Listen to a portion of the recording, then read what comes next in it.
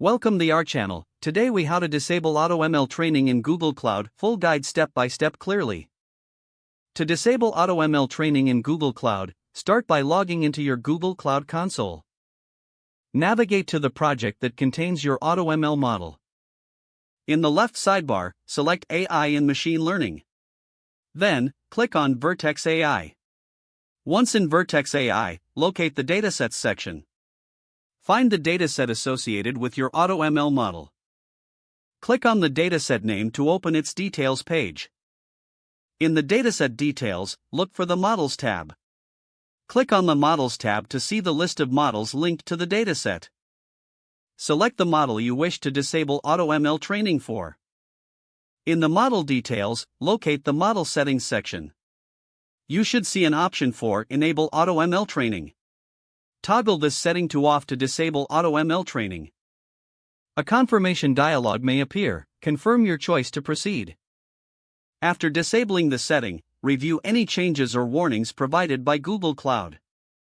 Make sure to save your changes before exiting the Model Details page. Return to the main Vertex AI dashboard to ensure everything is updated. If necessary, repeat this process for any other models you want to modify. Finally, log out of the Google Cloud Console when you finish your tasks. If the page does not load, refresh the browser or try again in a private or incognito window. Make sure you are using the correct email address, then retype it carefully to avoid small typos. If your password is not accepted, use the reset option and create a new strong password you can remember. Check your spam folder for verification or security emails, then complete any requested confirmation steps. Enable two-factor authentication if available to improve account security and reduce unauthorized access risk.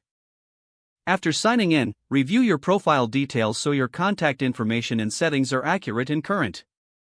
If you see an error message, note it down and try again after restarting your device and internet connection. Log out when you finish, especially on shared devices, to keep your account and payment information secure. If the page does not load, refresh the browser or try again in a private or incognito window. Make sure you are using the correct email address, then retype it carefully to avoid small typos. If your password is not accepted, use the reset option and create a new strong password you can remember. Check your spam folder for verification or security emails, then complete any requested confirmation steps. Don't forget to like this video and subscribe to our channel for more step-by-step tech guides.